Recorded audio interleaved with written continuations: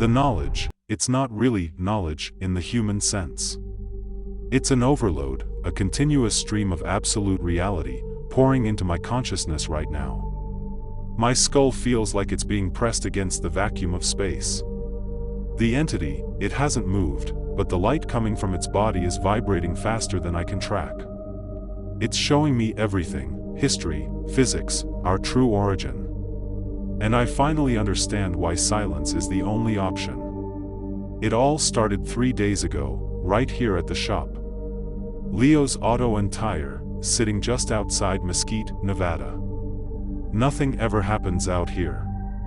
My day was spent swapping out a transmission on an old pickup truck, grease, noise, the usual. That night, maybe around 1 a.m., I heard a sound that didn't belong. Not a crash, more like a metallic sigh echoing far off in the canyons. I took the old ATV out to check. Figured it was some rich kid totaled his sports car. What I found wasn't a car. It was maybe 50 yards of scorched earth and these twisted, iridescent scraps. It looked like high-grade titanium, only it was humming faintly, and when I touched it, it felt impossibly warm. No recognizable parts, no wires, no rivets. And then I saw it. Tucked behind a large boulder, partially obscured by shadow. It was tall, standing upright, leaning against the rock like a tired man, except it wasn't a man. It was 7 feet of segmented, dark metal, utterly motionless. It was malfunctioning, clearly. No hostile intent, just inert. If I called the authorities, I'd be buried in paperwork and government intervention. I'm a mechanic. My immediate instinct was triage and secure. I had a rollback tow truck back at the shop. I got it back to the shop, rolling it into the farthest, darkest bay, securing the door with 2 heavy padlocks. It wasn't until the sun came up and I saw it in the harsh fluorescent light that the scale of the decision really hit me. I had an alien in my garage. The first oddity wasn't anything the entity did dash. It was the power. Every light bulb in the bay started flickering, violently, randomly. Then the radio turned itself on, blasting white noise that made my teeth hurt. I cut the main breaker just to stop it. I spent the next day examining the debris I hauled in. I tried to drill it, cut it, heat it. My diamond-tip saw blade shattered immediately. It wasn't just tough, it was fundamentally incompatible with my tools. It felt like trying to fix a photon with a wrench. I was checking the entity late that evening when it began to hum. Not external sound, but a vibration that seemed to originate inside my own chest cavity. It was a frequency so low and powerful it felt like my blood was slowing down. I had to back away. I talked to it, stupidly. I don't know what you need, but I'm trying to help you. Give me a signal. Silence. Just that low internal thrumming. It was waiting for something I couldn't provide, or maybe it was powering up. That's when the humming stopped entirely. The silence was heavier than the sound. Then, with a slow, agonizing stiffness, the entity pushed itself away from the wall. It straightened to its full height, 7 feet of impossible geometry. It was awake. A sound emerged, but it wasn't speech. It was a chord of notes that hit simultaneously, high, low, and a third note I couldn't even name. The noise wasn't just acoustic, it resonated inside my skull, vibrating the optical nerves. I couldn't look away. Then the sound stopped. The entity extended a long, jointed appendage, stopping just inches from my forehead. There was no touch, but the air between us suddenly thickened, like stepping into cold water. That's when the thoughts started flooding in. It wasn't English, or any language. It was conceptual. An instantaneous download of pure memory, pure experience. I saw systems, not words. Hierarchies, not governments. It felt like trying to map the entire universe in a single second. The feeling of simultaneous understanding and inadequacy was crushing. I saw the true relationship between gravity and time. I saw civilizations rise and fall on planets whose names are just equations.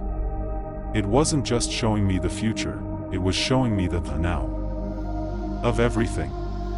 After the initial shock, the entity stabilized the input. It lowered its appendage and then slowly moved its featureless head to indicate the pile of wreckage. It was communicating a need, a repair, but not of metal and wires. It needed energetic coherence. It showed me that the crash wasn't mechanical failure, it was a conceptual splintering caused by localized interaction with a specific type of human ignorance. To fix it, I didn't need a torch, I needed conscious alignment with its operational framework. The knowledge flooded back, sharper this time. Humanity wasn't born here. We were seeded, specifically modified, millions of years ago, by something entirely different. Our collective myths. Faint, garbled memories of our relocation. We are the experiment that forgot its beaker. I focused on the entity's light, allowing the connection to guide me. I didn't repair the ship, I helped it reform its operating state. The entity's internal light intensified, centering itself around where my hands were directed toward the debris. It was a transfer of fundamental understanding. The mental connection dissolved, leaving me dizzy but whole. The headache was gone, replaced by clarity. The world didn't look different, but my perception of it had been entirely restructured. I saw the vectors of every car engine, the physics of every dust particle.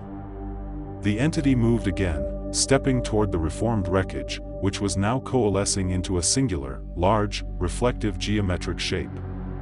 It was folding itself back into its own transport framework. The mission was complete, the alignment was achieved. Then, without a sound, the geometry distorted the air around it.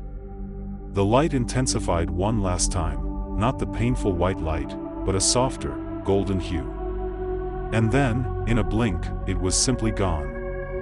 No scorch marks, no vacuum, just an empty, dusty garage bay. I'm still here, making my living with the mundane physics I now see as infinitely malleable. I know too much to speak, and too much to ever look at the stars the same way again. They didn't just give me knowledge, they gave me a permanent, fundamental responsibility to silence. And I take that seriously. This is my true life now.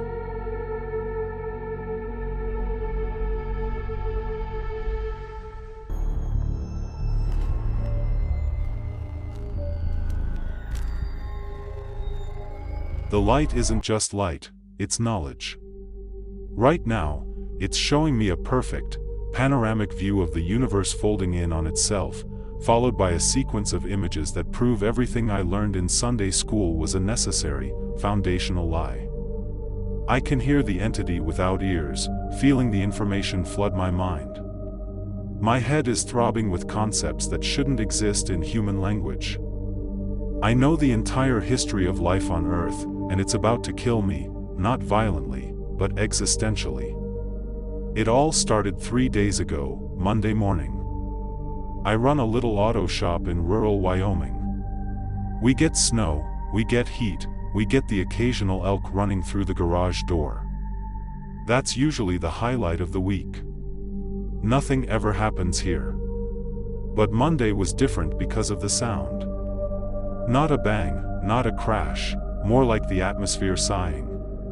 The power flickered for about 30 seconds.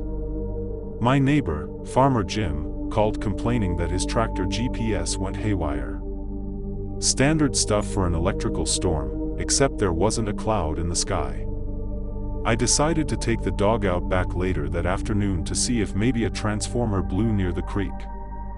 That's when I found the artifact. It was resting in the soft dirt, having clearly come down hard, but there was no crater, just a deep indentation.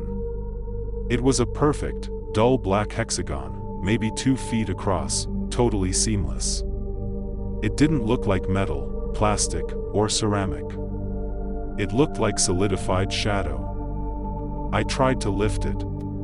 It was incredibly heavy, dense beyond belief, like it was made of collapsed star matter. I got the tractor and used a chain. When I finally dragged it back to the shop, I realized it was bigger than I thought. It was one face of a complex, multifaceted structure.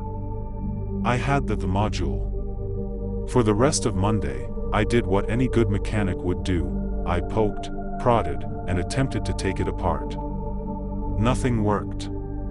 It was completely inert, cold to the touch, and completely impervious to cutting, drilling, or heat.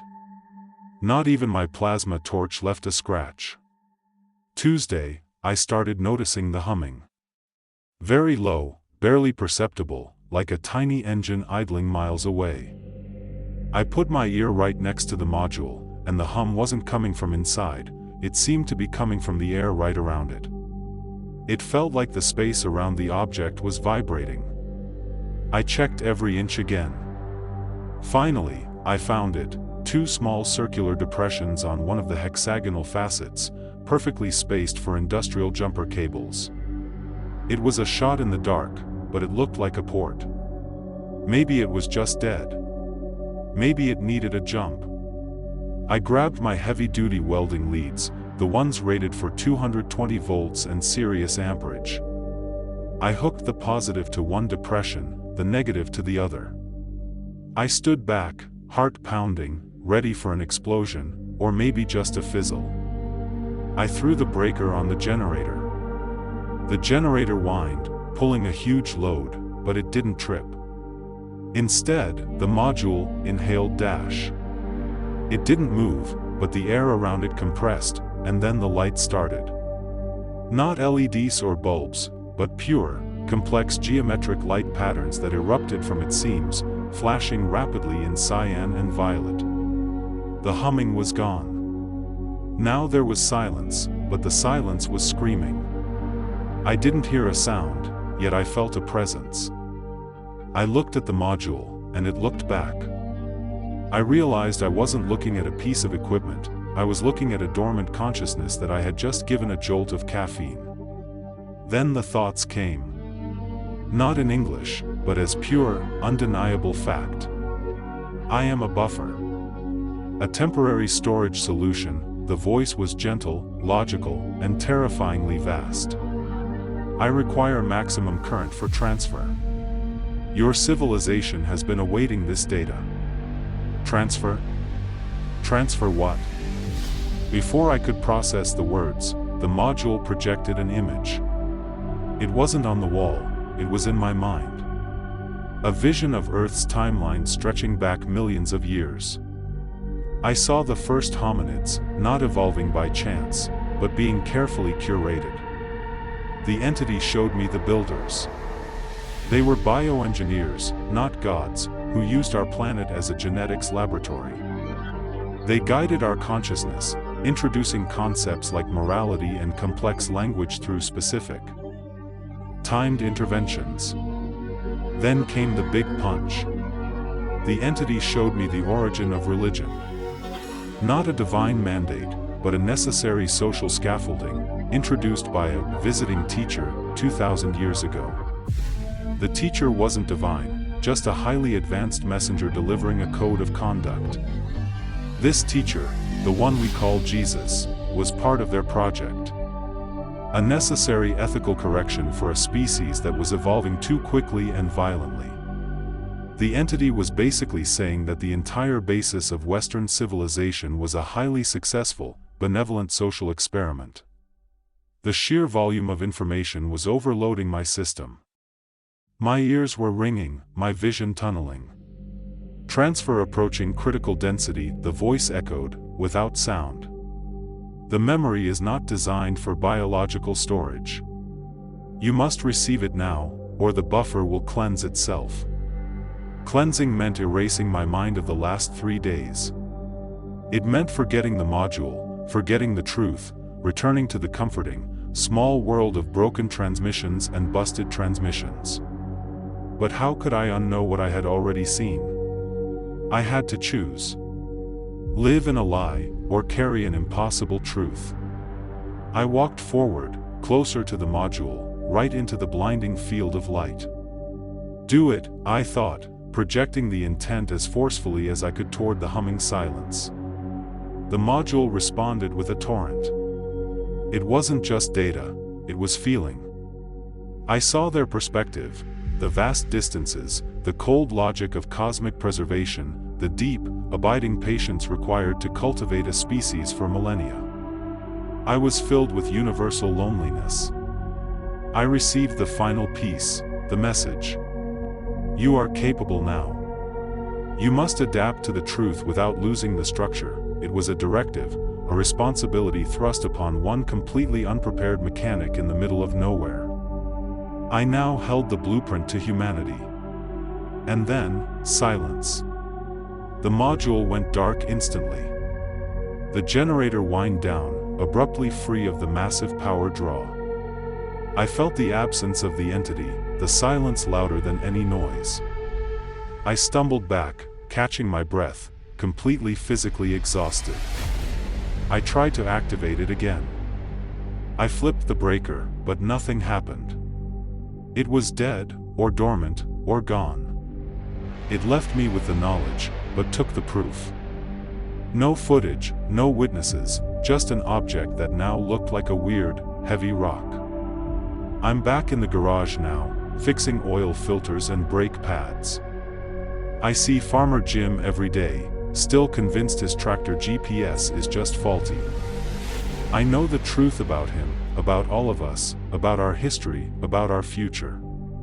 I know what Jesus really was. And I can't tell a single soul, because who would believe the mechanic who found God in a black box and hooked it up to a 220-volt welding circuit?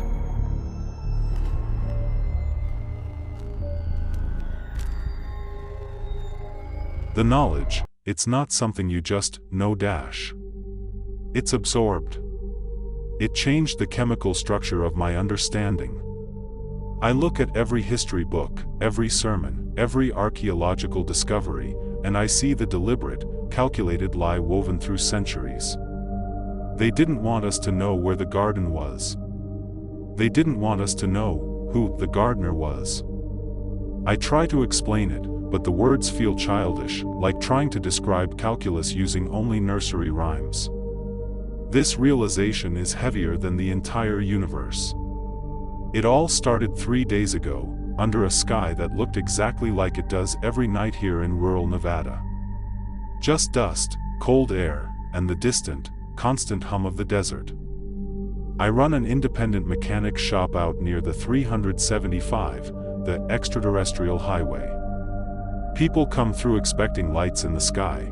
I just expect broken transmissions and overheated radiators. Wednesday evening.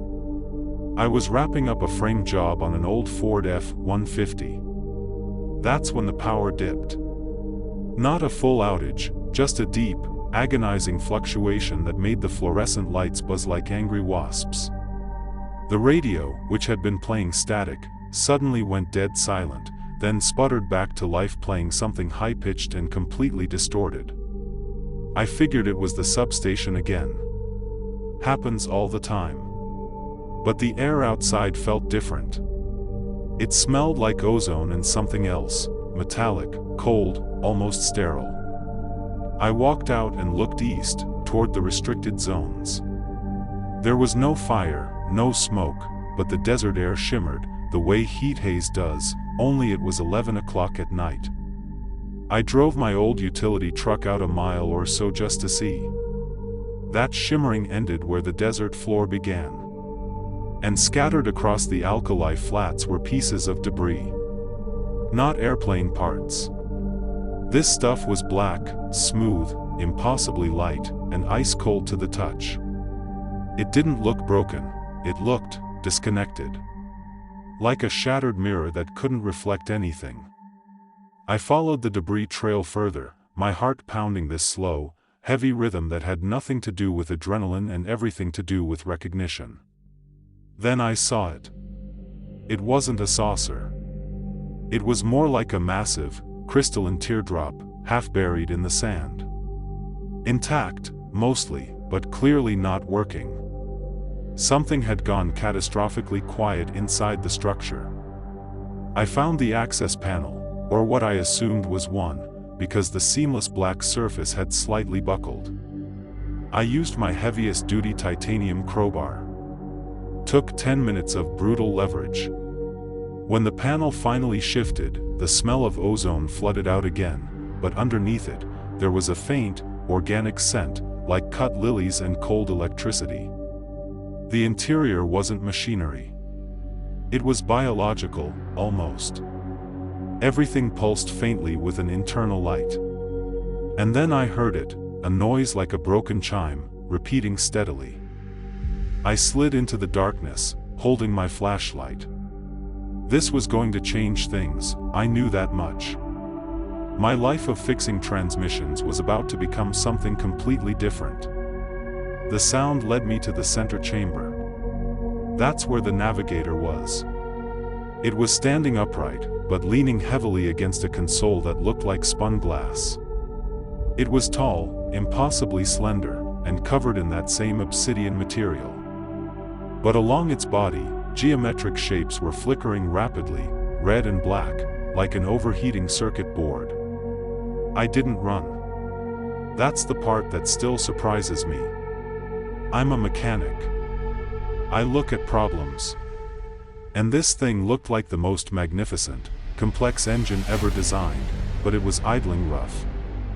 The chattering noise stopped. The azure lights dimmed. Then, a single, perfectly formed, three-dimensional helix of green light blossomed in the air between us. The helix dissolved instantly. It was replaced by a series of diagrams showing a crystalline cube, then a flash of lightning, then an intricate wiring harness, specifically, a schematic I recognized vaguely as belonging to an old military-grade communication array. It was asking for parts. Local parts. Like asking a bicycle repair shop for F-22 components. I didn't have that cube, but I knew where to get one. An old surplus dealer in Tonopah had crates of them gathering dust. I nodded slowly. The Navigator's azure lights brightened slightly, a silent, profound acknowledgement. I went back to the truck, grabbed the component list, and started the long, unsettling drive toward town. It took half a day and all my savings, but I got the components.